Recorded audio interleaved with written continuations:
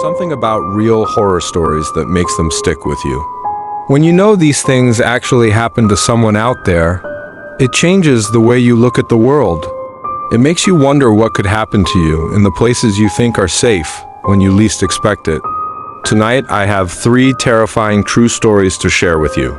Stories of people who found themselves in situations they'll never forget, situations that will make you question just how safe you really are. So turn off the lights, make sure your doors are locked, and let's get into it. When my boyfriend and I bought our first home last year, it was supposed to be a fresh start. We were both in our late 20s, ready to settle down after years of renting tiny apartments in the city. The house wasn't huge, but it had a yard, a little garden, and was on a quiet street. It felt perfect, at least at first. The first time we saw him was on moving day. We were unloading boxes when a man from next door came over. He looked like he was in his 40s, wearing a faded baseball cap and a flannel shirt. His expression was hard to read. Not angry exactly, but not friendly either. He introduced himself as Mark. His words were short, clipped. "You bought this place?" he asked, glancing at the house like it offended him.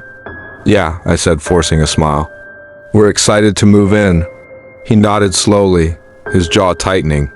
Then he muttered something under his breath that I couldn't catch and walked back to his yard without saying another word. I remember looking at my boyfriend, Kyle, and shrugging it off. Maybe the guy just wasn't a people person. That night, as we were setting up the bedroom, I noticed a light on in Mark's house. His living room faced ours, and even through the blinds, I could feel his eyes on us. It made my skin crawl, but again, I told myself I was overreacting. Things seemed normal for the next few days. We unpacked, settled in, and even started planning some small renovations. But then weird things started happening. It started small. The trash can at the end of our driveway was knocked over one morning. No big deal, I figured an animal got into it. Then, a few days later, I woke up to find our garden hose stretched across the lawn, like someone had uncoiled it during the night. Kyle thought it was kids messing around, but I wasn't so sure. One afternoon, I came home from work to find something even stranger. Our security camera one we had mounted above the front porch was gone. The wires were dangling where it used to be. When Kyle got home, we checked the footage from the other camera, the one pointing at the driveway. What we saw made my stomach twist. At around 2 a.m., a figure in dark clothes walked right up to our porch. They stared at the door for a long time before reaching up and yanking the camera off the wall. The footage cut out right after that. The creepiest part? The person looked like they were wearing some kind of mask. Kyle wanted to call the police, but when we did, they weren't much help. They said since nothing was stolen and no one was hurt, there wasn't much they could do except keep an eye out. That night, I barely slept. Every sound outside made me jump. A few days later, it got worse. Kyle left early for work one morning, and I stayed behind to clean up. Around 10 a.m., I stepped outside to take the trash out and froze. Sitting on our porch was the security camera that had been stolen, but it wasn't just sitting there. It had been smashed to pieces, and on the broken pieces, someone had written in black marker, ***, go home. My hands were shaking when I called Kyle. He rushed home, and we both called the police again. They came out, took some photos, and once again told us to be cautious. By this point, I was terrified. Every time I looked out the window, I expected to see someone standing there. And more often than not, I did. Mark. He was always outside now, sitting in a lawn chair in his yard, staring at our house. Sometimes he'd wave slowly when I looked at him. Other times he just stared. Kyle finally went over to talk to him, and I watched nervously from the window. I couldn't hear what they said, but I could see the way Mark's face twisted when Kyle started speaking. His hands clenched into fists, and then he pointed toward our house and yelled something. Kyle came back looking pale. He said this was his house, Kyle muttered, that we don't belong here, and that we should leave before something bad happens. I felt sick. We looked up the property records later, and sure enough, Mark had lived in this neighborhood for years. The guy who sold us the house bought it from someone else a year ago. We figured Mark must have been friends with whoever lived here before, but Why was he taking it out on us? That night, I woke up at around 3 a.m. to a sound that made my blood run cold. Footsteps. On the porch. I shook Kyle awake and we both listened. There was a slow, deliberate creak of wood, like someone was standing right outside the front door. Kyle grabbed the baseball bat we kept by the bed and tiptoed to the living room. I followed behind him, my heart pounding so hard it hurt. When he pulled back the curtain on the front window, we both froze. There was someone on the porch. A man wearing a mask, just standing there perfectly still. And then, as if he knew we were watching, he tilted his head and raised his hand to wave. Kyle yanked the curtain closed so fast it nearly tore off the rod. My heart was pounding so hard it hurt, and I could barely breathe. "Call the cops," he whispered, gripping the bat so tightly his knuckles were white. I grabbed my phone and dialed 911 with shaking hands. While I explained what was happening, Kyle peeked again through the curtain. His jaw clenched. "He's still there," he muttered. The dispatcher told us to stay inside and that officers were on the way. It felt like an eternity before we saw headlights pulling up in front of the house. But when the cops got out and came to the door, the porch was empty. The mask was gone. The man was gone. We showed the officers the broken camera pieces and told them about the figure on the porch. They checked around the house but didn't find anything, no footprints, no sign of forced entry. "Could have been a prank," one of them said. "We'll patrol the area for a while, but you should consider installing more cameras." That was their solution. More cameras. After they left, Kyle and I sat in the living room in silence. I could tell he was trying to stay calm for my sake, but his leg was bouncing nonstop. "This isn't just a prank," I whispered. "Someone's trying to scare us out of this house." Kyle didn't argue. He just stared at the front door like he expected it to burst open any second. That night, neither of us slept. Every creak of the house made me jump. I kept imagining that masked face pressed against the window. The next day, Kyle went out and bought 2 new cameras, one for the front, one for the backyard. He spent the whole afternoon setting them up, and I tried to convince myself it would make me feel safer. It didn't, because the next night they came back. It was just after midnight. Kyle had dozed off on the couch, and I was scrolling through my phone when I heard a soft tapping sound coming from the back of the house. At first, I thought it was a tree branch, but then it came again, louder this time. Tap, tap, tap, tap. I froze. The sound was deliberate, slow, like someone was tapping on the glass with a fingernail. I crept over to the kitchen and peeked toward the back door. My stomach dropped.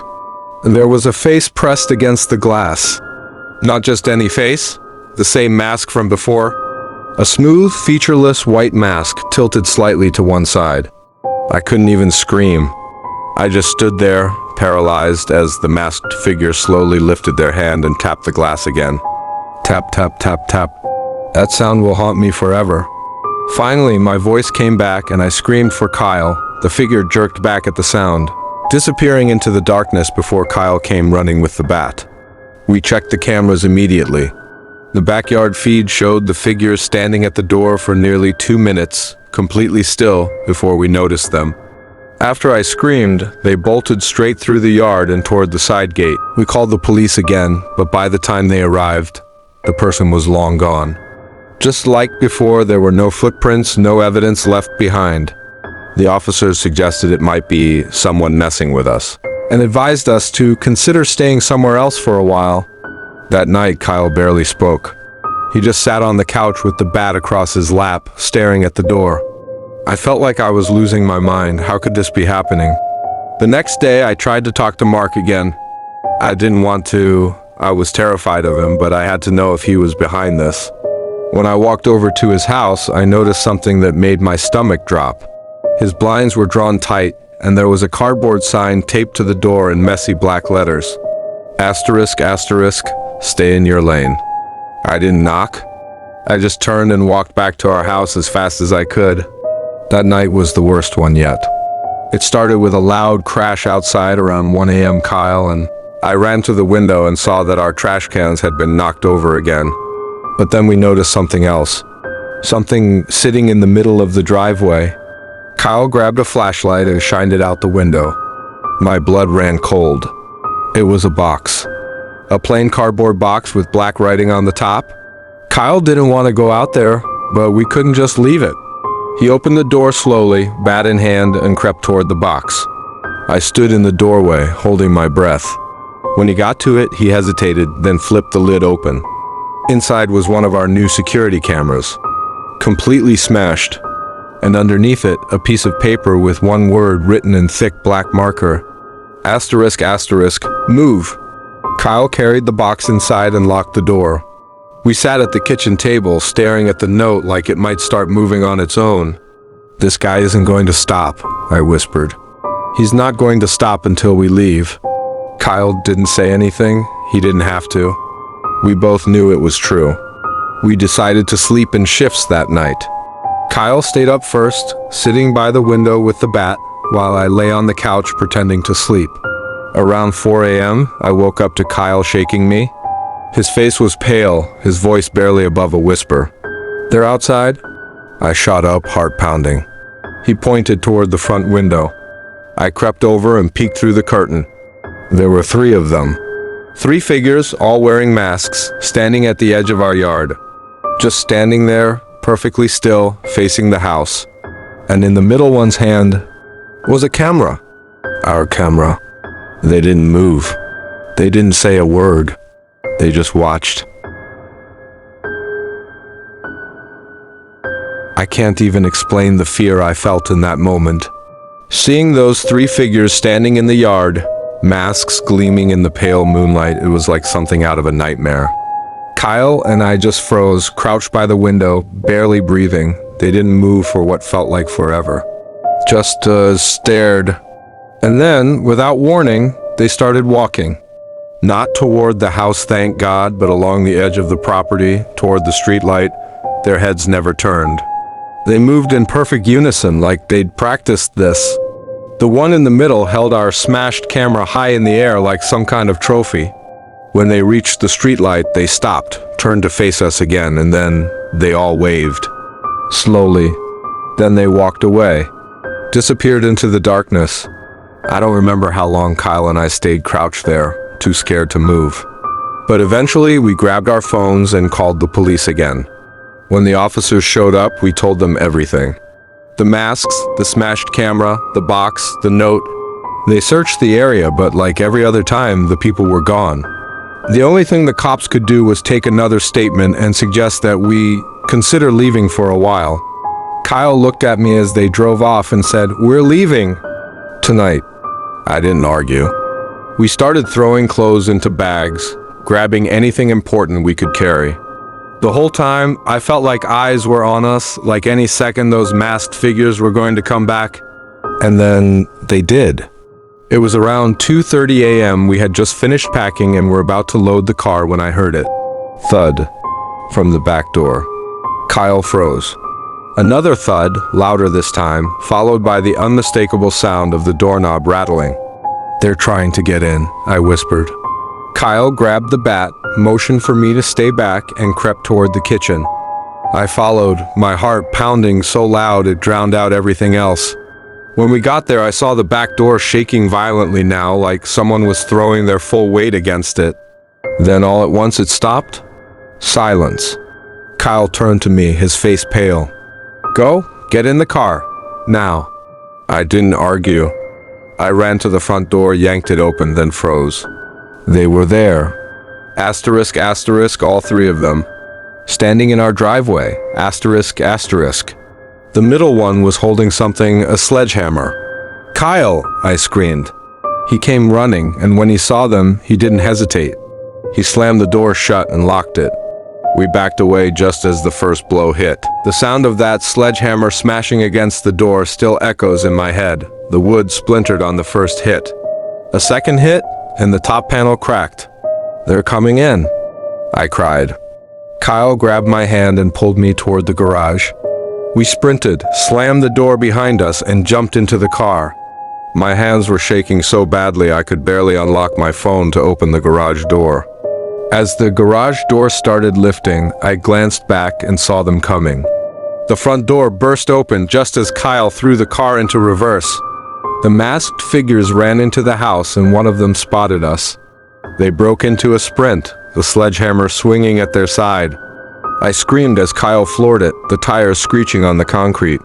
We shot backward out of the garage, narrowly missing the figure as they lunged for the car. I don't think I've ever seen Kyle drive so fast. We didn't stop until we were 10 miles away, parked in an empty gas station lot, both of us shaking and gasping for breath. We called the police again and told them what happened. They said they'd send units to check the house, but at that point, I didn't care. I wasn't going back, ever. We drove straight to Kyle's parents' place and stayed there for the next 2 weeks. During that time, we made a decision. We were selling the house. When we finally went back, it was with 2 officers and broad daylight on our side. Walking into that house felt wrong violated. The front door was hanging off the hinges. The living room was a mess drawers pulled out, cushions slashed open. But the worst part was what was on the wall. Written in huge, dripping black letters, covering almost the entire living room wall, were 2 words. Asterisk, asterisk, too late. I felt my stomach drop. The officers checked every room, but the house was empty. No one was there. We didn't stick around. We grabbed what little was left of our stuff and left that house for good. It's been months now, and I still can't sleep through the night. Every sound outside makes my heart race. I can't stop thinking about those masks, the way they just stood there, watching. The police never found them. There were no fingerprints, no usable footage, nothing. It's like they vanished. But sometimes, when I'm alone, I can still hear it. That sound. Tap, tap, tap, tap. If there's one thing these stories have in common, it's this. Horror doesn't always come from the places you expect. Sometimes it's the house next door. Sometimes it's the stranger who knows too much about you. And sometimes it's waiting for you on what should have been a peaceful vacation. Thank you for watching, and remember, stay safe out there. Because you never know who might be watching you. Right now,